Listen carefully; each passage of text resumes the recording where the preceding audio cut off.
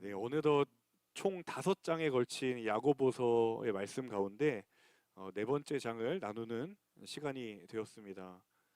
제가 설교를 준비하기 위해 야고보서를 묵상할 때마다 참 은혜도 되지만 때로는 어떤 마음도 드냐면 굉장히 그 부담스러운 좀 물음과 또 부담스러운 마음이 드는 경우가 종종 있어요. 어떤 마음이냐면 야고보서가 권면하는 대로, 야고보서라는 이 말씀이 우리에게 권면하는 대로 살아간다면 정말 더할 나위 없이 좋겠지만 참 쉽지 않구나라는 생각을 종종 하게 됩니다.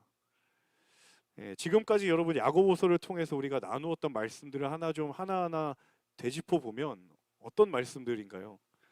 뭐 행함이 없는 믿음은 죽은 믿음이다 라든지, 아니면 믿음을 겉모습으로 판단해서는 안 된다라든지, 또 우리의 혀와 우리의 말을 제어해야 된다라는 말이라든지, 이 다른 성경에 비교했을 때 뭐 로마서라든지 갈라디아서라든지 히브리서라든지 그런 어떤 우리에게 정말 은혜가 되는 말씀도 있지만, 한편으로 이 야고보서의 말씀은 굉장히 묵직한 도전이 되는 그런 말씀이 아닌가라는 생각이 들어요. 이제 야고보의 말씀처럼 내 믿음이 그 말씀대로 그렇게 살아가고 그렇게 닮아간다면 너무도 좋겠고, 또 아는 대로 말씀대로 살아간다면 너무너무 좋겠지만, 사실 그렇게 살아내지 못하는 내 모습도 여전히 있는 거거든요. 그래서 저는 가끔은 참 도전도 되지만 때로는 좀 부담스럽게까지 느껴질 만큼 이 야고보서의 권면이 그런 굉장히 무게 있는 권면으로 느껴질 때가 있어요. 물론 저만 그렇게 생각한다면 다행이고요. 여러분은 그렇지 않다라면 너무 감사한 일이지만, 혹시 이 가운데도 야고보서의 말씀을 들으면서 나도 그렇게 좀 무겁게 받아들였던 적이 있나라는 생각이 드시는 분도 계실 수 있을 거다라는 생각이 들어요. 하지만 그럼에도 불구하고 오늘 우리가 야고보서의 말씀을 끊임없이 이 말씀 앞에 우리의 믿음을 비추어야 하는 까닭이 무엇일까? 그 야고보서의 말씀을 외면할 수 없는 그 까닭은 무엇일까? 그건 아마도 하나님께서 우리의 이 믿음의 걸음의 순간순간마다 저와 여러분에게 끊임없이 던지는 한 가지 중요한 본질적인 질문이 있기 때문이라는 생각이 들어요. 그 질문이 어떤 질문인가? 저는 그 질문을 바로 오늘 말씀의 제목으로 정해봤습니다. 당신은 어떠한 크리스천인가? 입니다. 같이 한번 따라해 볼까요? 당신은 어떠한 크리스천인가? 자, 저와 여러분은 크리스천입니다. 다른 말로 말하면 그리스도인입니다. 그렇죠? 자, 그런데 하나님은 거기에 머무르지 않고 말씀을 통해 한 가지 또 다른 물음을 우리에게 던집니다. 저와 여러분이 그리스도인이 맞고 크리스천이 맞는데, 하나님 그리고 말씀은 우리에게 한 가지 질문을 추가적으로 던지는데, 그 질문은 무엇이냐면 당신은 어떠한 크리스천인가입니다. 이 질문 안에는 아마 숨겨져 있는 한 가지 뜻이 있을 거라고 생각이 들어요. 어떤 뜻인가? 크리스천이라고 다 같은 크리스천이 아니다라는 거죠. 여러분 주변에 교회를 다니는 사람들, 그리스도인이라고 말하는 사람들, 크리스천이라고 불리어지는 사람들의 삶의 모습들이 다 동일하지 않습니다. 어떤 사람들은 말씀대로 살아내기 위해서 비록 오늘의 내 모습이 하나님 보시기에 부족하고 또 흠이 많고 또 연약함 투성이이지만, 그럼에도 불구하고 하나님의 말씀 앞에 정말 하나님 말씀을 그대로 살아내기 위해서 몸부림치는 그런 크리스천들이 있는가 하면, 또 어떤 사람들은 크리스천이라고 말하기에 참 부끄러울 정도로 실제로는 그 주님의 말씀과 하나님이 우리에게 말씀하시는 그 하나님의 명령과 전혀 무관한 삶을 살아가는 그런 형식적인 크리스천들도 분명히 있다라는 거예요. 제가 왜 이 이야기를 드리냐면, 여러분 알고 계신 것처럼 지금 야고보 사도가 야고보서를 통하여서 이 말씀을 통해 권면을 하고 있는 대상이 누군가 하면 바로 이미 크리스천이 된 사람들이에요. 지금 야고보서의 말씀을 듣는 사람들은 믿음이 없는 사람들이 아니라 이미 그리스도인이라고 불림받는 사람들이 이 야고보서의 말씀 앞에 서 있는 사람들이에요. 한마디로 말하면 불신자가 아니라 기신자들이라는 거예요. 교회 바깥에 있는 사람들이 아니라 교회 안에서 예배를 드리고 신앙을 가진다라고 생각하는 바로 저와 여러분에 해당되는 이야기다라는 거예요. 그렇기 때문에 야고보서의 말씀이 바로 이 질문으로부터 무관할 수 없다라는 거예요. 그래서 야고보서는 저와 여러분이, 당신이 어떠한 그리스도인이 될 것인가를 묻고 있습니다. 어떠한 그리스도인이 될 것인가. 그리스도인이 되었는가 아닌가의 문제가 아니라 이미 우리는 그리스도인이 되었는데 그렇다라고 한다면 어떠한 그리스도인이 될 것인가를 야고보서는 우리에게 묻고 있다는 거예요. 자, 우리의 마음을 빼앗기는 세상의 유혹 앞에서, 그리고 우리의 믿음을 흔드는 세상의 도전 앞에서, 그럼에도 불구하고 나는 하나님 앞에 그리고 세상 앞에 어떠한 크리스천이 될 것인가. 자, 오늘 이 말씀 가운데, 저 여러분 가운데 정말 하나님이 우리에게 주시는 거룩한 결단이 임하기를 주님의 이름으로 축복합니다. 하나님의 말씀을 통하여 우리에게 이러한 크리스천이 되기를 원한다라고 말씀하실 때, 하나님 그 말씀을 내가 받고 그 말씀대로 살아가겠습니다. 이 거룩한 결단이 임하는 귀한 시간이 되기를 주님의 이름으로 축복합니다. 우리 먼저 1절의 말씀을 다시 한번 읽어보면 좋을 것 같은데요. 1절의 말씀 함께 읽어보겠습니다. 시작. 여러분 가운데 여러분의 지체 속에 있는 싸우는 정욕에서 오는 것 아닙니까? 자, 1절에 여러분 가운데 싸움이 어디서 오며 다툼이 어디서 옵니까? 라고 이 사정이 시작하고 있어요. 아마도 이 질문을 미루어 보건대 그리스도인들 사이에 혹은 교회 공동체 안에 다툼이 있었고 싸움이 있었다라고 우리가 생각해 볼 수 있을 것 같아요. 자, 그런데 야고보서에서는 이 갈등과 다툼이나 싸움이 그 원인이 다른 곳에 있지 않다라고 이야기합니다. 자, 1절을 보시면 이 싸움의 원인은 정욕에 있다라고 이야기합니다. 다른 말로는 욕심이라고도 할 수 있을 것 같아요. 그리스도인 각자의 내면 안에 도사리고 있는 욕심과 정욕이 모든 싸움과 다툼의 원인이 된다라고 진단을 합니다. 자, 여러분, 욕심이 무엇입니까? 욕심이 무엇을 가리켜서 욕심이라고 말을 하죠? 간단하게 이야기하면 내 마음 가운데 무엇인가를 얻고 싶은 마음, 무언가를 취하고 싶은 마음이 일련의 욕심들을 말하는 거죠.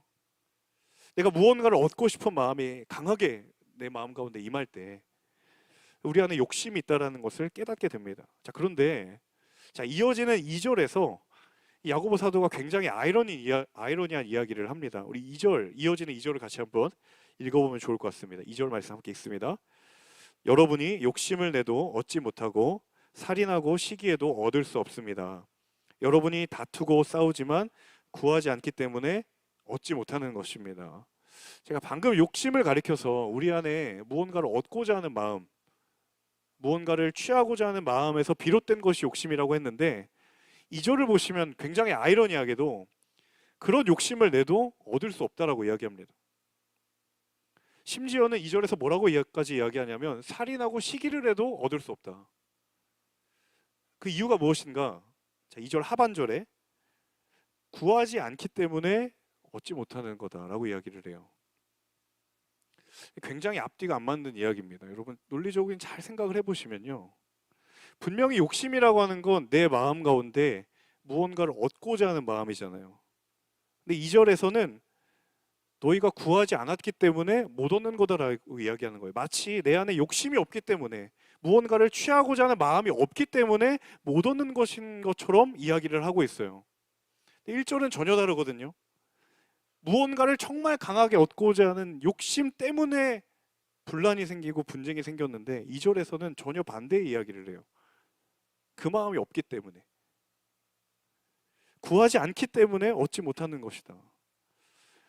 여러분, 욕심이라는 것 자체가 구하고 있다라는 것을 의미하고 있는 것 아닌가요? 사람마다 다 욕심이 있고 무언가를 구하고자 하는 마음이 다 있다고 하는데 성경에서는 그거를 부정하는 듯한 이야기를 합니다. 구하지 않기 때문에 못 얻는 것이다. 무엇이 문제일까? 우리는 끊임없이 무언가를 구하면서 살아가잖아요. 욕심 없는 사람이 어디 있습니까? 끊임없이 무언가를 얻기를 원하는 마음이 있는데 2절에서는 구하지 않기 때문에 못 얻는 거다. 무엇이 문제일까? 자, 또 다른 성경인 요한복음에서 이 상반된 의미를 이렇게 성경은 풀어주고 있습니다. 요한복음 15장 7절 같이 한번 읽겠습니다. 함께 읽습니다. 너희가 내 안에 거하고 내 말이 너희 안에 거하면 무엇이든지 원하는 대로 구하라. 그리하면 이루리라. 네, 제가 이 구절을 예전에 어디 개업 예배에 갔을 때 이렇게 그 가게에 이렇게 말씀이 이렇게 액자로 딱 걸려져 있더라고요. 굉장히 은혜가 되는 말씀이잖아요. 여러분, 이 요한복음 15장 7절의 구절에 어디에 여러분의 시선이 집중이 됩니까? 이 구절 혹시 모르시는 건 아니시죠? 처음 보는 구절은 아니시겠죠? 네, 7절 어디에 보통 사람들의 시선이 집중이 됩니까? 무엇이든지 원하는 대로 구하라. 그리하면 이루리라. 아마 우리의 시선은 본능적으로 하반절에 가 있습니다. 무엇이든지 구하라. 원하는 대로 구하라. 그러면 이루어질 것이다. 그런데요, 이 성경 7절 전체를 정확하게 보면 정말 우리의 그런 바램처럼 무엇이든지 구하고 구한 대로 이루어지기를 원한다면 그 앞부분에 굉장히 중요한, 무시할 수 없는 전제 한 가지가 있다는 것을 기억해야 돼요. 어떤 전제인가? 너희가 내 안에 거하고 내 말이 너희 안에 거하면 이라는 전제가 있어요. 야고보서에서 너희가 욕심을 내어도 얻지 못하는 까닭이 무엇인가? 구하지 않기 때문이다. 요한복음에서 무엇이든지 원하는 대로 구하라. 구하는 대로 이루어지기를 원한다면 너희가 내 안에 거하고 내 말이 너희 안에 거해야 한다. 같은 맥락이다라는 거예요. 하나님은요, 구하는 내가 하나님 안에 거하고 있는가를 끊임없이 물어보신다라는 거예요.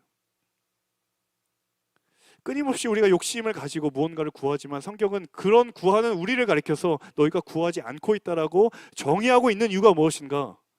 그 구하는 내가 하나님 안에 거하고 있는가라는 물음 앞에 정확하고 분명한 믿음의 고백을 할 수 없다면 그것은 헛된 구함이기 때문이에요.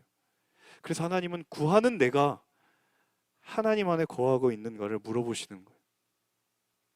여러분, 내 삶의 수없이 많은 삶의 순간순간 가운데 여러분 부족한 상황, 결핍의 상황, 연약한 상황, 그 상황 가운데 우리는 끊임없이 구하죠.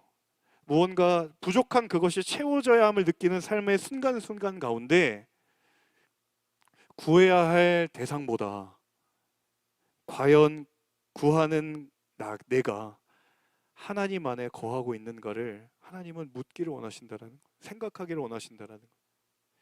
과연 나는 구하는 그것보다 하나님 안에 구하는 것을 더 우선순위를 두고 있는가? 우리의 간구의 내용뿐만 아니라 그 간구하는 내가 그 하나님의 구하는, 하나님의 거하는 성령의 임재 가운데 있는가를 하나님은 꼭 점검하기를 원하시고 알기를 원하신다는 사실이에요. 근데 대부분의 경우에 우리는 그것은 별로 중요하지 않은 것이죠. 우리가 구해야 될 것이 마치 전부이냐? 하지만 하나님의 시선은 다른 곳에 가 있다라는 거예요. 자, 그렇다면 어떻게 이것을 분별할 수 있을까? 과연 하나님 안에 거하며 구하는 것이 무엇일까? 세상 사람들도 구하는 바가 있고 원하는 바가 있는데 하나님을 믿는 우리가 그 세상과 구별된 간구의 삶을 살아간다라고 했을 때 그것은 과연 무엇을 의미하는가? 자, 이어지는 3절의 말씀에 해답이 있습니다. 우리 3절의 말씀 같이 읽어보겠습니다. 그런데 구해도 얻지 못하는 것은 여러분이 정욕에 쓰려고 잘못된 동기로 구하기 때문입니다. 3절 표현 그대로 빌려오면 많은 크리스천들이 구하면서도 얻지 못하며 살아가는 거예요. 3절에 그렇게 고백하고 있죠. 구해도 얻지 못한다. 많은 그리스도인들이 구하면서도 얻지 못하는 경험을 해요. 심지어 어떤 경우도 있냐면 이미 주어졌음에도 불구하고 그것이 내게 주어진 것조차도 느끼지 못하고 알지 못한 채 또 다른 것을 구하는 그런 불행한 모습들도 우리 가운데 있다라는 거예요. 하나님 오늘 저와 여러분 가운데 분명하게 물어보십니다. 나는 무엇을 위하여 구하고 있는가? 무엇을 위하여 구하고 있는가? 사랑하는 여러분, 우리가 구하는 것, 저와 여러분이 삶의 순간순간마다 구하고 하나님 앞에 얻기를 구하는 것이 무엇을 위하여 구하고 있는가라는 물음 앞에, 여러분, 그것이 그의 나라와 그의 영광을 위하여 사용되기로 결단하기를 주님의 이름으로 축복합니다. 여러분, 여러분의 학점, 여러분의 스펙이 그의 나라를 위하여서 사용되기를 축복합니다. 여러분의 직장의 열정이, 여러분이 직장에서 땀과 수고를 아낌없이 쏟는 그 모든 노력의 흔적들이 그의 의를 위하여 사용되기를 주님의 이름으로 축복합니다. 그리고 여러분의 고민하고 있는 그 진로의 방향과 여러분이 미래를 준비하고 있는 그 모든 준비의 시간들이 하나님의 영광을 위해 사용되기를 결단하십시오. 하나님, 내가 그거 주어지면 그때 그걸 내가 사용할 수 있습니다 라고 많은 사람들이 생각할지 모르겠지만, 지금 우리의 시기 가운데에 그것이 정리되어 있지 않고 결단되어 있지 않으면 막상 그것이 우리에게 주어진다 한들 우리는 우리의 뜻대로 사용할 수밖에 없는 연약한 존재입니다. 그래서 여러분, 지금 결단하시고 지금 말씀 앞에 우리의 믿음을 드리십시오. 아직 우리의 삶에 커다란 무언가가 주어지지 않은 상황일지라도, 지금은 그저 내가 한 치 앞도 알 수 없는 나의 미래를 준비하는 상황에 고작 불과할지 몰라도, 하나님, 먼 훗날 내 삶의 땀과 수고의 대가로 주어지는 그것을 통해 하나님 주의 영광을 위하여서 그것을 드리겠습니다. 그 하늘의 상급을 지금 쌓는 하늘의 비밀을 아는 자들, 우리 하늘 공동체 모든 지체들 되기를 주님의 이름으로 축원합니다. 그리하면 말씀의 약속대로 이 모든 것을 너희에게 더하여 주시리라. 먼저 그의 나라와 그의 의를 구하였을 때 이 모든 것을 너희에게 더하여 주시리라라고 하시는 그 믿음의 비밀이, 그 말씀의 비밀이 우리의 삶의 자리자리마다 풀리어지는 역사가 있기를 주님의 이름으로 축복합니다. 우리 이어서 4절의 말씀 같이 한번 보겠습니다. 4절의 말씀 함께 읽습니다. 간음하는 여자들이여, 세상과 친구가 되는 것이 하나님의 원수인 것을 알지 못합니까? 누구든지 세상과, 4절에 갑자기 난데없이 간음하는 여자들이라는 표현에 굉장히 의아하게 반응하실 수도 있을 것 같은데, 여기서 말하는 이 간음하는 여자들이라고 하는 건 하나님만을 사랑하기로, 하나님만을 섬기기로 한 하나님과 하나님의 백성의 언약을 저버린 행위를 상징적으로 이야기하는 겁니다. 영적인 간음을 이야기하는 것이죠. 그 여인들은 왜 언급한 것이냐? 왜 남자가 아니고 여자냐? 성경에서 여러분 예수 그리스도를 신랑으로 비유하고 있고요. 그리고 그의 교회들, 그리스도인들을 신부로 비유하고 있기 때문에 여인들이라는 표현을 사용하고 있는 거예요. 굉장히 이분법적으로 들릴지 모르겠어요.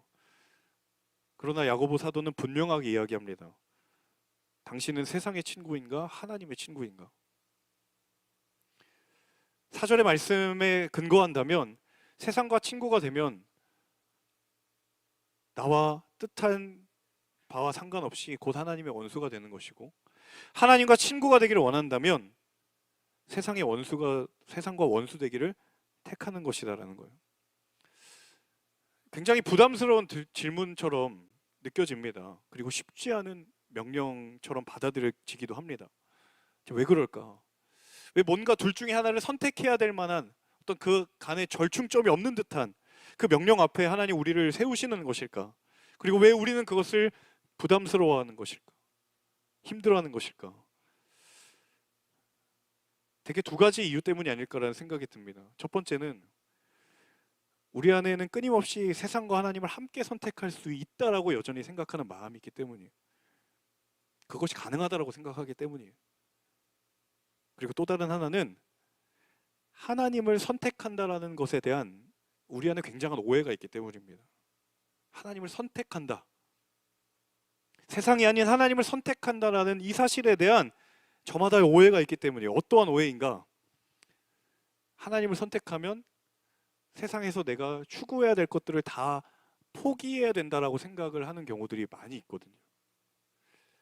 가령 예를 들면 내가 진로를 위하여서 열심히 땀과 수고를 해야 하는, 직장의 치열한 경쟁 속에서 살아남기 위해 열심히 일해야 되는 것, 학업의 자리에서 내가 정말 해야 할 미래를 위하여서 준비해야 할, 마땅히 해야 될 것들을 열심히 해야 되는 것, 그 모든 일련의 모든 것들이 하나님 편에 서야 할 때 마치 품지 말아야 할 생각, 포기되어야 할 결단들인 것처럼 우리는 그렇게 하나님을 선택한다는 것에 대한 오해를 가지고 있거든요.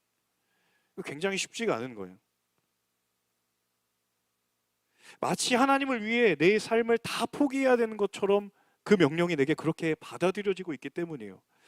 그런데 여러분, 세상을 뒤로하고 하나님과 친구가 되는 것, 하나님 편에 선다라는 것은요, 생각보다 그런 단편적인 의미가 아니다라는 것을 성경을 통해 우리는 발견하게 돼요. 더 근원적이고 더 근본적인 의미가 담겨 있다라는 겁니다. 자, 그 의미가 이어지는 5절에 있습니다. 여러분, 5절의 말씀을 같이 한번 보겠습니다. 5절 말씀 함께 읽습니다. 여러분 안에 계신 성령께서 시기하시기까지 사모하신다고 한 성경 말씀을 헛된 것으로 생각합니까?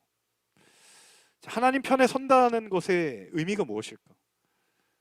세상과 친구 되려고 하고 하나님과 원수 되려고 하는 사람들을 향해서 5절의 말씀에 뭐라고 이야기하냐면, 여러분 안에 계신 성령께서 시기하기까지 여러분을 사모한다라고 이야기를 해요. 자, 성령께서 시기하기까지 사모한다. 여기서 이 시기라는 말이, 여러분 구약 성경에서 하나님이 자기 자신을 이야기하실 때 하나님이 이런 표현을 쓰시거든요. 나 여호와는 질투하는 하나님이다. 여기서 말하는 질투라는 단어와 이 5절에 있는 시기라는 단어가 똑같은 의미예요. 무슨 의미인가? 하나님이 자기 백성을 너무너무 끔찍히 사랑하다 못해 자기 백성에게 자기의 모든 것을 내어준 분이 하나님이시기 때문에, 그런 그들이 하나님의 곁을 떠나면 하나님의 마음 가운데 질투와 시기가 불일 듯이 일어나고, 심지어는 그들이 돌아올 때까지 그들을 사모하며 기다린다라는 거예요. 그게 하나님의 마음이다라는 거예요. 하나님 무슨 집착남인가, 집착녀인가? 우리가 외면한 순간에도 하나님은 끊임없이 우리가 돌아오기만을 시기하면서 사모하기를 기다리는 것이 하나님의 마음이다라는 거예요. 여러분, 하나님이 우리를 절대로 포기하지 않으셨기 때문에 우리는 여전히 하나님 편에 설 수 있습니다. 하나님이 이러한 분이시기 때문에 우리가 하나님 편에 설 수 있는 거예요. 우리가 우리의 의지와 결단으로 하나님 편에 서는 것이 아니라, 하나님이 포기하지 않으시는 당신의 사랑으로 우리를 여전히 사모하고 여전히 갈망하고 여전히 우리를 기다리시기 때문에 우리가 그 사랑을 힘입어서 그 자리에 나아갈 수 있는 거예요. 여러분, 이 하나님의 사랑을 아무런 가치가 없는 것으로 만들어버리지 않으시기를 축복합니다. 하나님 편에 서는 길이라는 건, 그래서 그런 하나님 사랑 앞에 내가 다시 하나님을 사랑하기로 결단하는 거예요. 하나님 편에 서라는 게 너가 세상 가운데 하고 있는 모든 일들 다 포기하고 하나님께 나아오라는 것이 아니라, 내가 하나님을 한 번도 바라보지 않은 순간 속에서도 그럼에도 불구하고 하나님 나를 포기하지 않으시고 기다리실 때 그 사랑을 힘입어 다시 돌아갈 수 있는,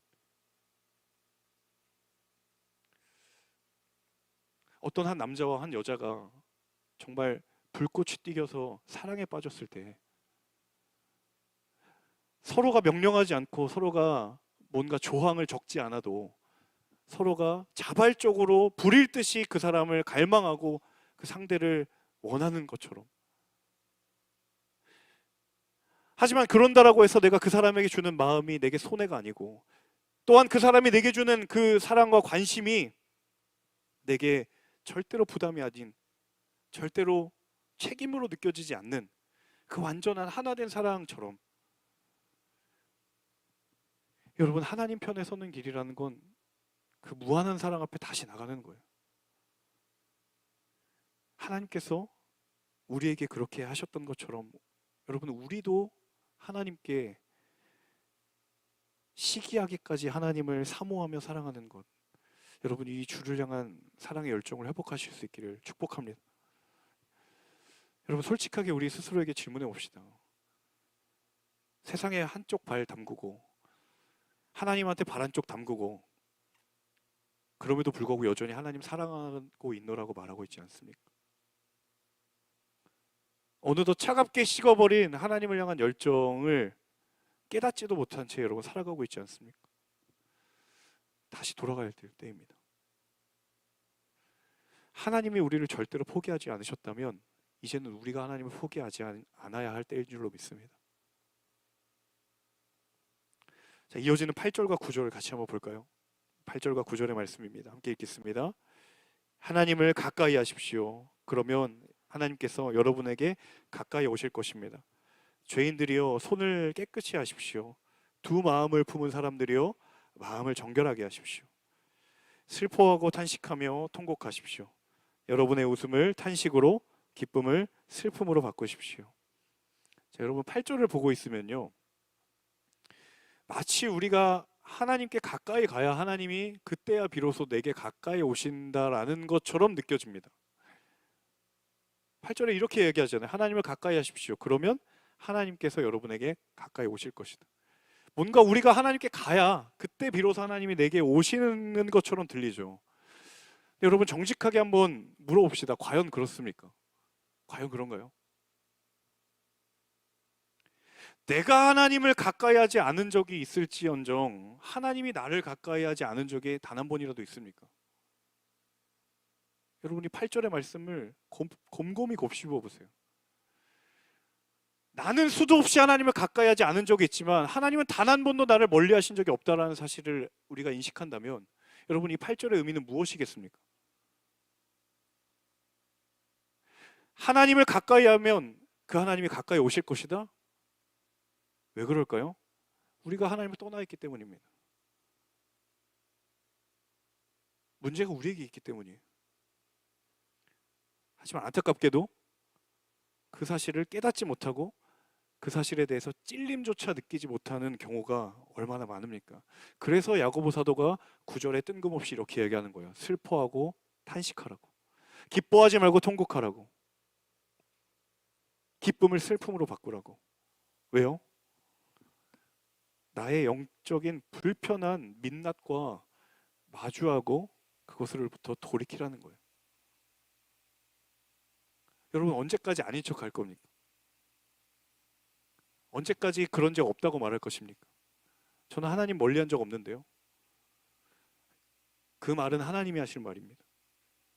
하나님은 우리를 단 한 번도 멀리한 적이 없는데 우리가 떠나 있기 때문에 말씀을 끊임없이 이야기하는 거예요. 너희가 하나님을 가까이 해 하나님이 너희에게 가까이 간다는 거예요.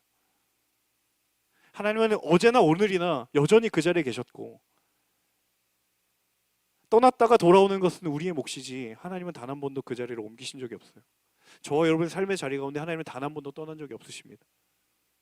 그저 우리가 떠났다가 돌아왔다가 떠났다가 돌아왔다가 그 방향 없는 발걸음을 수없이 반복했던 우리의 문제이지 하나님은 여전히 어제나 오늘이나 동일하신 분인 줄로 믿습니다. 세상이 우리에게 묻습니다. 진짜 그리스도인이 어디에 있느냐고. 이 물음을 혹자는 이렇게도 이야기합니다. 세상이 그리스도인들을 모르는, 하나님을 모르는 사람들이 그리스도인들을 향해서 조롱하고 핍박하는 이야기라고. 하지만 여러분 이렇게 생각해 보신 적은 없으세요?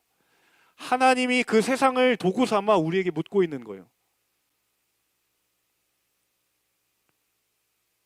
하나님이 세상을 통해 우리에게 던지는 물음이라고 생각해 보신 적은 없으신가요?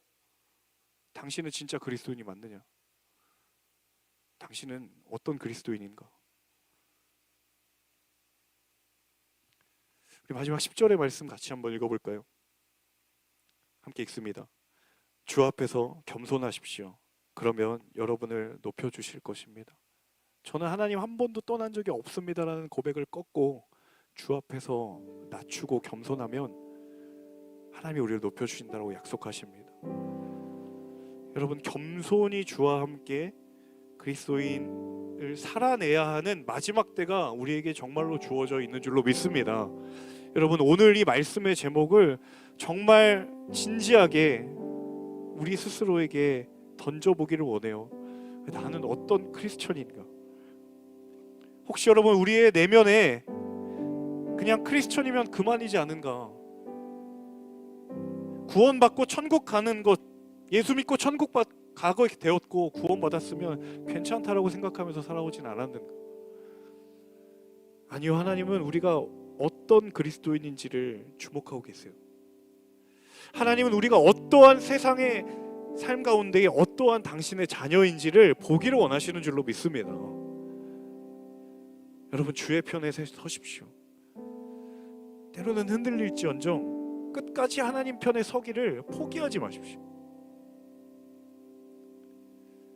그냥 믿는 대로, 내 믿음의 그릇대로, 성품대로 살아가는 거지, 무슨 성장, 무슨 성숙, 그 무책임함이 우리의 믿음을 갉아먹고 있음을 기억하십시오. 당신은 어떠한 그리스도인입니까? 나는 하나님과 세상 앞에 어떠한 크리스천입니까? 여러분, 하나님께서 저와 여러분의 삶을 통해 하나님의 영광을 드러내실 텐데, 그 영광이 왜곡된 영광, 어그러진 영광, 하나님과 무관한 영광이 아니기를 주님의 이름으로 축복합니다.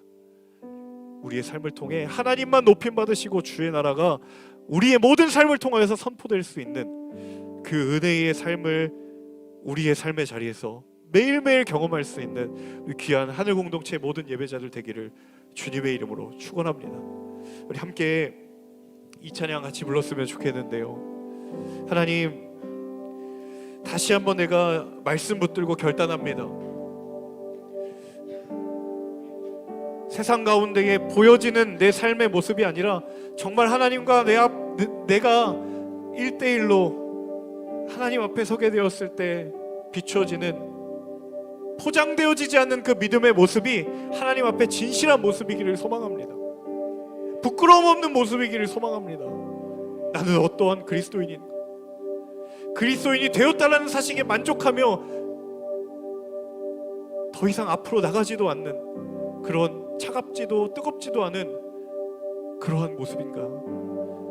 아니면 하나님, 그럼에도 불구하고 내가 다시 한번 오늘을 걸어갑니다, 끊임없이 몸부림치는 하나님의 자녀인가? 여러분, 이 찬양의 고백 앞에 우리의 믿음의 고백을 드리고 정말 전심으로 하나님 앞에 주신 말씀 붙들고 기도하기를 원합니다. 함께 우리 찬양하며 나아가도록 하겠습니다.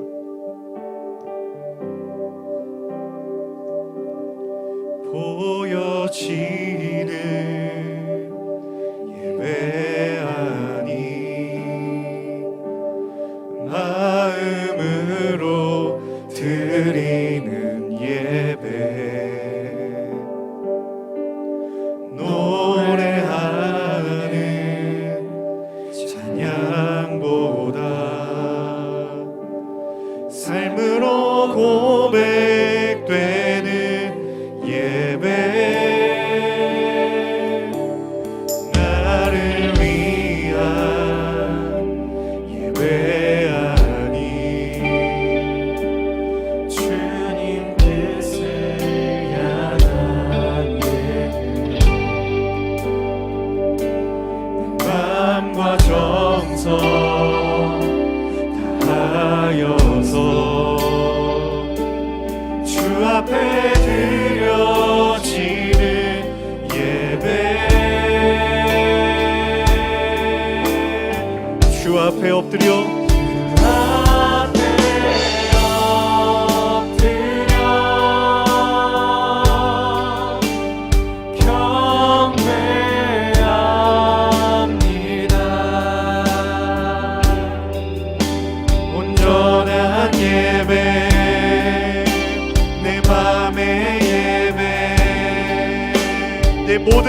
내 모든 것 받기 합당하신 분, 주 앞에 엎드려 주 앞에 엎드려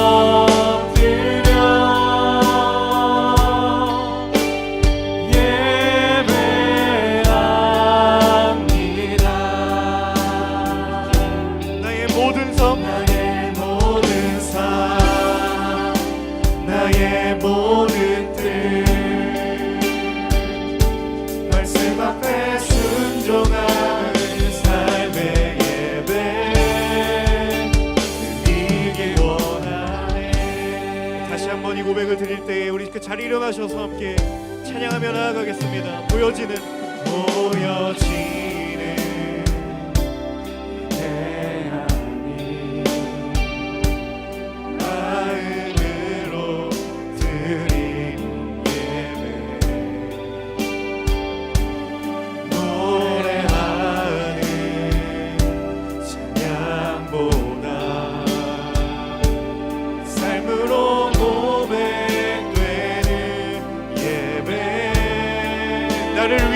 예배 아닌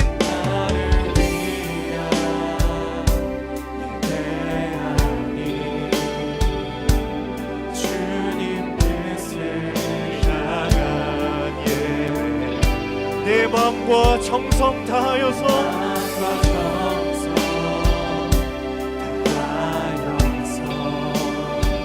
주 앞에 드려지는 예배 전심으로 고백하며 찬양합니다. 주 앞에 엎드려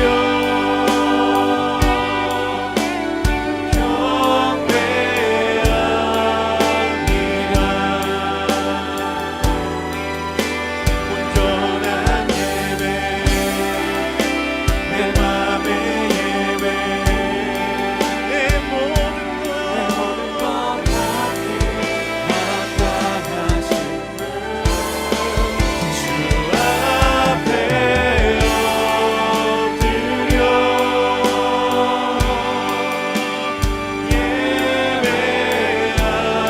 예배합니다. 오 주님 나의 모든 삶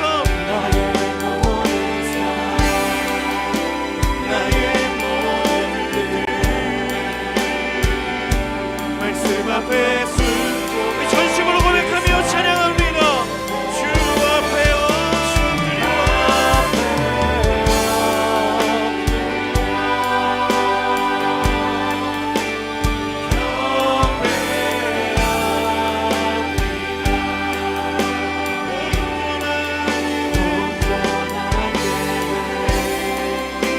내 맘의 예배 내 모든 것 나타나신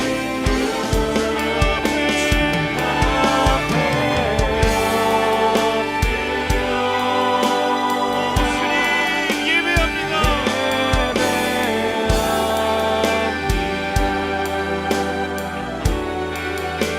나의 모든 삶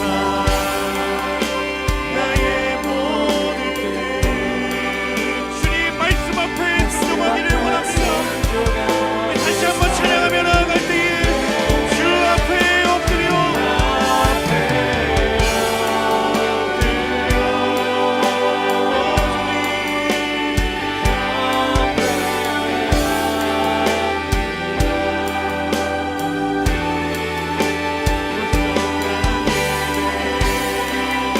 내 맘의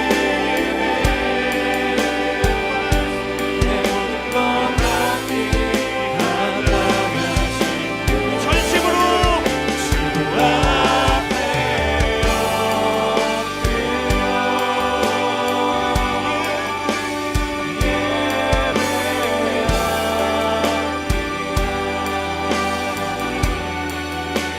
나의 모든 삶 나의 모든 뜻 말씀 앞에 순종하는 삶에 주 앞에요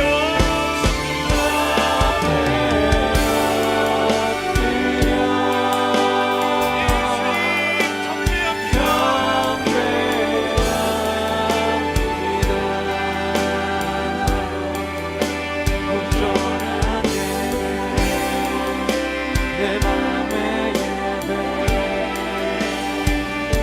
내 모든 것 같게 하나가신 주 앞에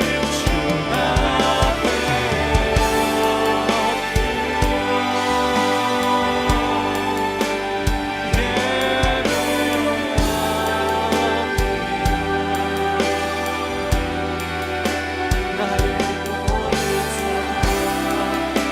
나의 모든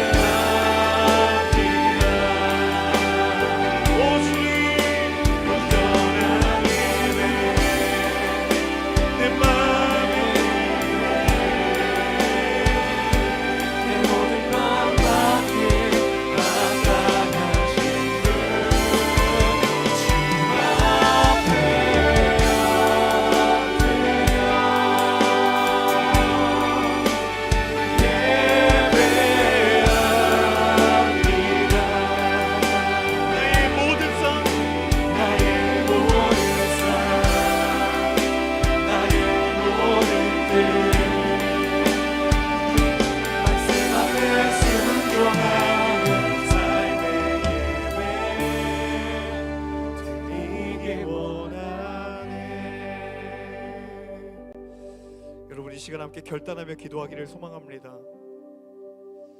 말씀은 우리에게 묻고 있습니다. 내가 주의 편에 서 있는가? 내가 정말 주님을 사랑하고 있는가? 세상에 그리스도인이 없어서가 문제가 아니라 하나님의 말씀을 따르고 그리스도의 형상 담기로 결단하는 한 사람의 그리스도인들을 찾아볼 수 없기 때문에 하나님 다시 한번 우리를 그 부르심의 자리로 부르시는 줄로 믿습니다. 여러분 이 시간 결단하며 나아갈 때 하나님, 내가 다시 한번 주의 편에 서기로 결단합니다. 하나님의 말씀을 살아내기로 결단하는 그 부르심의 자리 가운데 내가 서기로 결단합니다. 오 주님, 나의 결단이 무너지지 아니하도록 성령 하나님 기름 부으시고 역사하여 주옵소서. 나의 그 결단 앞에 주님 성령으로 기름 부어 주옵소서. 우리 주신 말씀 붙들고 이 시간 함께 결단하며 기도하며 나아갈 때에 주여 3창으로 기도합니다. 주여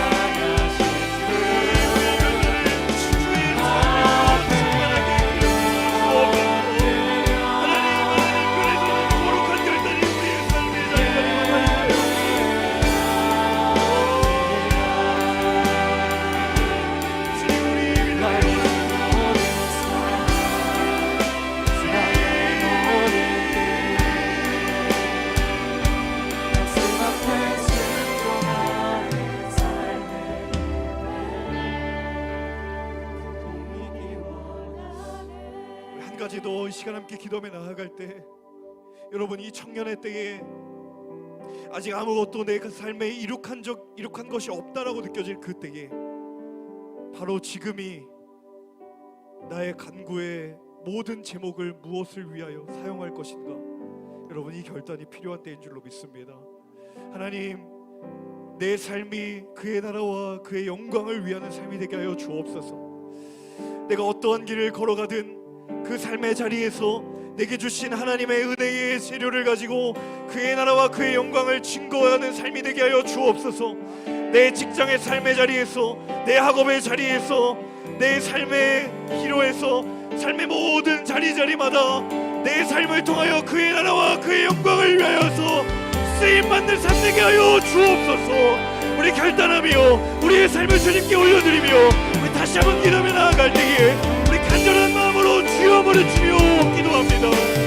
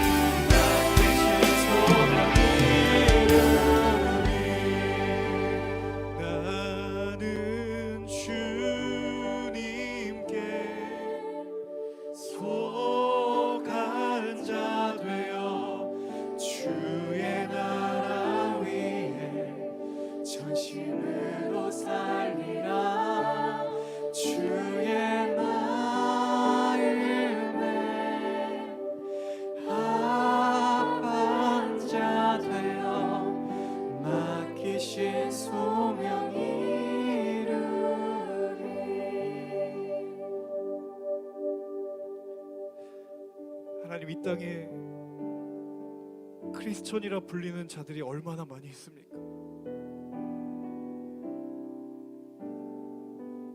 그리스도인이라 불리는 자들이 얼마나 많이 있습니까?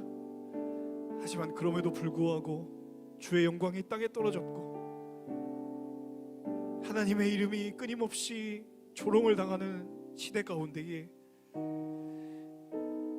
하나님, 그 하나님을 위하여 하나님의 하나님 되심을 선포할 한 사람의 그리스도인이 어디에 있습니까?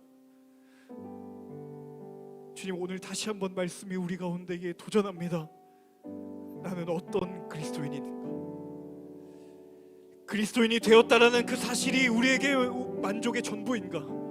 아니면 그의 나라와 그의 영광을 위하여 세상을 뒤로하고 주의 편에 서기를 결단하는 그리스도인인가? 오늘 말씀은 우리 가운데에 묻고 있습니다. 주님, 우리가 그 말씀에, 그 도전 앞에 서기를 원합니다. 비록 우리의 지금의 모습이, 오늘의 내 그리스도인의 다운 모습이 하나님 보시기에 어느 것도 만족할 것이 없다 하더라도 하나님 그 걸음을 포기하지 아니하고 우리의 삶의 자리 가운데 끝까지 하나님의 편에 서기를 기도하고 끝까지 하나님의 나라와 하나님의 영광을 위하여 살기를 몸부림치는 그 한 사람의 그리스도인이 내가 되기를 원합니다. 주님, 우리의 믿음의 걸음을 주장하여 주옵소서. 내가 그 한 사람의 그리스도인 되기를 원합니다. 삶으로 예배하고 삶으로 하나님의 영광을 드러내고 내게 주신 의의 거리로 하나님의 하나님 되심을 선포하는 자, 우리의 직장에서, 우리의 학교에서, 나를 부르신 그 삶의 자리에서 내가 하나님의 영광을 드러낼 때 하나님, 땅에 떨어져 있는 빛바랜 하나님의 영광이 세상 가운데에 다시 한번 온전히 선포될 줄로 믿습니다. 주님, 우리를 사용하여 주옵소서. 우리를 주님 들어 하나님의 영광을 위하여 사용하여 주옵소서. 주의 편에 서는 자들 되게 하여 주옵소서.